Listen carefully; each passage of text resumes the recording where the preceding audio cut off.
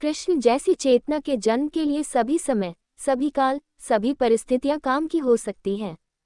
कोई काल, कोई परिस्थिति कृष्ण जैसी चेतना के पैदा होने का कारण नहीं होती है। ये दूसरी बात है कि किसी विशेष परिस्थिति में वैसी चेतना को विशेष व्यवहार करना पड़े। लेकिन ऐसी चेतनाएं काल निर्भर नहीं होती। सिर्फ सोए हुए लोगों के अतिरिक्त काल पर कोई भी निर्भर नहीं होता। जागा हुआ कोई भी व्यक्ति अपने समय से पैदा नहीं होता, बल्कि बात बिल्कुल उल्टी है। जागा हुआ व्यक्ति अपने समय को अपने अनुकूल ढाल लेता है। सोए हुए व्यक्ति समय के अनुकूल पैदा होते हैं। लेकिन हम सदा ऐसा सोचते रहे हैं कि कृष्ण शायद इसलिए पैदा होते हैं कि युग बहुत बुरा है, इसलिए पैदा होते हैं कि बहुत दुर्दिन है। इस समझ में बुनियादी भूल है। इसका मतलब ये हुआ कि कृष्ण जैसे व्यक्ति एक कॉजल चेन में पैदा होते हैं, एक कार्य कारण की श्रृंखला में पैदा होते हैं।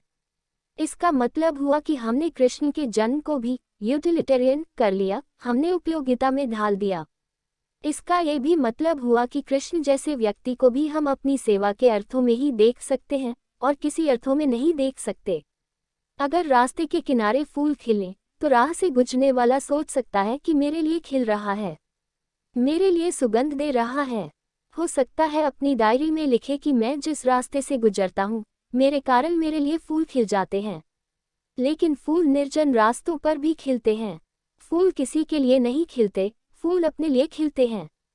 किसी दूसरे को सुगंध मिल जाती है, ये बात दूसरी है। कृष्ण जैसे व्यक्ति किसी के लिए पैदा नहीं होते, अपने आनंद से ही जन्मते हैं। दूसरों को सुगंध मिल जाती है, ये बात दूसरी है। और ऐसा कौन सा युग है जिसमें कृष्ण जैसा व्यक्ति पैदा हो तो हम उससे कोई उपयोग न ले सकेंगे? सभी युगों में ले लेंगे। सभी युगों में जरूरत है। सभी युग पीड़ित हैं, सभी युग दुखी हैं। तो कृष्ण जैसा व्यक्ति तो किसी भी क्षण में उपयोगी हो जाएगा। सुगंध ही चाह किसको नहीं है? किसके नासापुट सुगंध के लिए आतुर नहीं है? फूल किसी भी रास्ते पर खिले और कोई भी गुजरे तो सुगंध ले लेगा। मैं आपसे ये कहना चाहता हूँ कि कृष्ण जैसे व्यक्तियों को यूटिलिटेरियन उपयोगिता की भाषा में सोचना ही गलत है। लेकिन हमारी मजबूरी है, हम हर चीज को उपयोग में सोचते हैं। किस उपयोग में आएगी? निरुपयोगी का हमारे लिए कोई मूल्य ही नहीं है, पर्पजलेस का हमारे लिए कोई अर्थ नहीं है। आकाश में बादल चलते हैं तो सोचते हैं कि शायद हमारे खेतों में वर्षा करने के लिए चलते हैं। अगर घड़ियां आपके हाथों पर बंदी सोच सके तो वे शायद यही सोचेंगी कि हम बन सके, इसलिए यह आदमी पैदा हुआ है। निश्चित ही चश्मे अगर सोच सके तो वे सोचेंगे कि हम लग सके, इसलिए ये आंखें पैदा हुई हैं। लेकिन वे सोच नहीं सकते, इसलिए मजबूरी है। आदमी सोच सकता है तो वह हर चीज को एगोसेंट्रिक कर लेता है। वह अपने अहंकार को केंद्र पर लेता है। वह कहता है सब मेरे लिए है। कृष्ण जन्मते हैं तो मेरे लिए, बुद्ध जन्मते हैं तो मेरे लिए, फूल खिलते हैं तो मेरे लिए, चांद तारे चलते हैं तो मेरे लिए। आदमी के लिए सब चल रहा है। आकाश में चांद तारे चलते हैं, वे भी हमारे लिए। सूरज निकलता है, वह भी हमारे लिए है। ये दूसरी बात है कि सूरज के निकलने से हम रोशनी ले लेते हैं, लेकिन हमें रोशनी देने को सूरज नहीं निकलता है। जिंदगी की धारा उपयोगिता की धारा नहीं है। उपयोगिता की भाषा में ही सोचना गलत है। जिंदगी में सब हो रहा है, किसी के लिए नहीं, होने के लिए ही। फूल खिल रहे हैं अपने आनंद में, नदियां बह रही हैं अपने आनंद में, बादल चल रहे हैं अपने आनंद में, चांद तारे चल रहे हैं अपने आनंद में। आप किसके लिए पैदा हुए हैं? आप किस कारण पैदा हुए हैं? आप अपने आनंद में ही जी रहे हैं। और कृष्ण जैसा व्यक्ति तो पूरी तरह अपने आनंद में जी रहा है। ऐसा व्यक्ति कभी भी पैदा हो जाए तो हम जरूर उसका कुछ उपयोग करेंगे।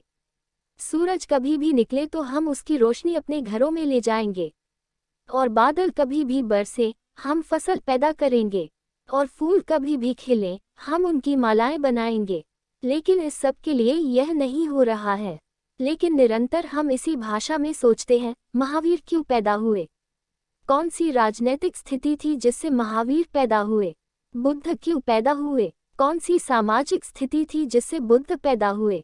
ध्यान रहे, इसमें एक और खतरनाक बात है, और वही ये है कि व्यक्ति की चेतना सामाजिक परिस्थितियों से पैदा होती है। ऐसा मार्कस का सोचना था। मार्कस कहता था कि चेतना परिस्थितियां नहीं बनाती, परिस्थितियों से चेतना जनती है। लेकिन जो नहीं है कम्युनिस्ट, वह भी इसी तरह सोचते हैं। उन्हें पता नहीं होगा कि जिन लोगों ने भी कभी यह कहा है कि इस कारण से महावीर पैदा हुए, इस कारण से कृष्ण पैदा हुए, वे ये कह रहे हैं कि समाज की परिस्थितियां उनके जन्म का कारण हैं। नहीं, समाज की परिस्थितियां उनके जन्म का कारण नहीं हैं, और समाज की ऐसी कोई भी परिस्थिति नहीं है जो कृष्ण जैसी चेतना को जन्म दे। समाज तो बहुत पीछे होता है कृष्ण जब पैदा होते हैं। समाज तो बहुत पीछे होता है, कृष्ण जैसी चेतना को जन्म देने की क्षमता उसकी नहीं है, बल्कि कृष्ण ही पैदा करके उस समाज को नई दिशाएं अनजाने में दे जाते हैं, नए मार्ग दे जाते हैं, नई शक्ल, नई रूपरेखा दे जाते हैं। मैं परिस्थितियों को बहुत मूल्य नहीं देता, मैं मूल्य चेतना को, कॉन्शसनेस को ज्यादा देता हूँ। और आपसे ये कहना चाहूँगा कि जीवन उपयोगितावादी नहीं है, जीवन खेल जैसा है, लीला जैसा है। एक आदमी जा रहा है रास्ते पर, उसे कहीं पहुँचना है, उसे कोई मंजिल, कोई मुकाम, उसे किसी काम के लिए जाना है। यह आदमी भी चलता है रास्ते पर। एक आदमी सुबह घूमने निकला है, उसे कहीं पहुँचना नहीं है, कहीं जाना नहीं है, कोई लक्ष्य नहीं है, सिर्फ घूमने निकला है। लेकिन कभी आपने ख्याल किया है कि वही रास्ता जब आप काम करने के लिए निकलते हैं तो बोझिल हो जाता है, और वही रास्ता जब आप घूमने के लिए निकलते हैं तो आनंदपूर्ण हो जाता है। वे ही पैर जब काम करने को जाते हैं तो भारी हो जाते हैं, वे ही पैर जब फिर घूमने को जाते हैं तो पर लग जाते हैं, हल्के हो जाते हैं। वही आदमी जब काम करने जाता है तो उसके सिर पर मनोबोझ होता है, और उसी रास्ते पर उन्हीं कदमों से उतनी ही दूरी पूरी करता है, सिर्फ घूमने के लिए। तब कोई हिसाब नहीं उसके आनंद का, कोई बोझ नहीं होता है। कृष्ण जैसे व्यक्ति किसी काम के लिए नहीं जीते, उनकी जिंदगी घूमने जैसी है, कहीं जाने जैसी नहीं। उनकी जिंदगी एक खेल है। निश्चित ही जिस रास्ते वे गुजरते हैं, उस रास्ते पर अगर कांटे पड़े हों तो उसे हटा देते हैं। ये बिल्कुल दूसरी बात है, ये भी उनके आनंद का हिस्सा है। लेकिन कृष्ण उस रास्ते से कांटों को हटाने के लिए नहीं निकले थे और कांटे पड़े थे तो वे हटा दिए हैं। और उस रास्ते पर अगर कोई आदमी यह न सोचे कि वह कोई ट्रैफिक के, पुलिस के आदमी है कि उसके लिए खड़े थे वहां रास्ता बताने को, वो वहां से निकले थे, आपने पूछा है, उन्होंने बता दिया। ये सब नॉन कॉजल है, इसके कार्य कारण की कोई श्रृंखला नहीं है। इसलिए मैं कृष्ण को या बुद्ध को या क्राइस्ट को या महावीर को हमारी श्रृंखला में सोचने के लिए तैयार नहीं हूँ। वे घटित होते हैं अकारण, या कहें कि उनके कारण उनके आंतरिक हैं, हमारे सामाजिक और बाह्य कारण नहीं हैं। व्यक्ति की आत्मा और व्यक्ति की चेतना का अर्थ ही यही है कि व्यक्ति की चेतना भीतर परम स्वतंत्र है, उसे कोई बांधता नहीं, उसे कोई बांध नहीं सकता। एक बहुत बड़े ज्योतिषी के संबंध में मैंने सुना है कि उसके गांव के लोग उस ज्योतिषी से बहुत परेशान हो गए थे। वह जो भी कहता था वह ठीक निकल जाता था। तब उस गांव के दो युवकों ने सोचा कि कभी तो एक बार इस ज्योतिषी को गलत करना जरूरी है। सर्दी के दिन थे, वे अपने बड़े ओवरकोट के भीतर एक कबूतर को छिपाकर उस ज्योतिषी के पास पहुंचे और उस ज्योतिषी से उन्होंने कहा कि इस कोट के भीतर हमने एक कबूतर छिपा रखा है, हम आपसे पूछने आए हैं कि वह जिंदा है या मरा हुआ है। वे ये तय करके आए थे कि अगर वह कहे जिंदा है तो भीतर उसकी गर्दन मरोड़ देनी है, मरा हुआ कबूतर बाहर निकालना है। अगर वह कहे मरा हुआ है तो कबूतर को जिंदा ही बाहर निकाल दें। एक दफा तो मौका होना ही चाहिए कि ज्योतिषी गलत हो जाए। उस बूढ़े ज्योतिषी ने नीचे से ऊपर देखा और उसने जो वक्तव्य दिया वह बहुत अद्भुत था। उसने कहा, it is in your hand.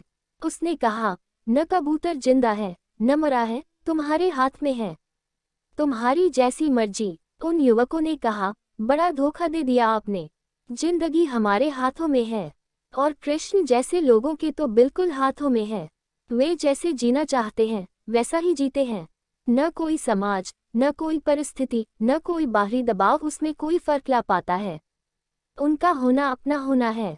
निश्चित ही कुछ फर्क हमें दिखाई पड़ते हैं, वे दिखाई पड़ेंगे क्योंकि हमारे बीच जीते हैं। बहुत सी घटनाएं घटती हैं जो हमारे बीच घटती हैं, जो कि नहीं घटी होती अगर किसी और समय में वे होते। लेकिन वे गौण हैं, इररिलेवेंट हैं, असंगत हैं, उनसे कृष्ण के आंतरिक जीवन को कोई लेना देना नहीं है। इसलिए कृपा करके कृष्ण किसी समाज के लिए पैदा नहीं होते, न किसी राजनीतिक स्थिति के लिए पैदा होते हैं। न किसी के बचाने के लिए पैदा होते हैं। हाँ, बहुत लोग बच जाते हैं, ये बिल्कुल दूसरी बात है। बहुत लोगों को रास्ता मिल जाता है, ये बिल्कुल दूसरी बात है। कृष्ण तो अपने आनंद में खिलते हैं, और यह खिलना वैसे ही अकारण है जैसे आकाश में बादलों का चलना, जमीन पर फूलों का खिलना, हवाओं का बहना। यह उतना ही अकारण है। लेकिन हम इतने अकारण नहीं हैं, इसलिए कठिनाई होती है समझने में। हम तो कारण से जीते हैं। हम तो किसी को प्रेम भी करते हैं तो भी कारण से करते हैं। प्रेम भी हम कारण से कहते हैं। प्रेम का फूल भी अकारण नहीं खिल पाता। हम बिना कारण के तो कुछ भी कर ही नहीं सकते। और ध्यान रहे, जब तक आपकी जिंदगी में बिना कारण के किसी करने का जन्म न हो, तब तक आपकी जिंदगी में धर्म का भी जन्म नहीं होगा। जिस दिन आपकी जिंदगी में कुछ कारण भी होने लगे कि आप बिना कारण करते हैं, अनकंडीशनल, कोई वजह नहीं थी करने की, करने का आनंद ही एकमात्र वजह थी।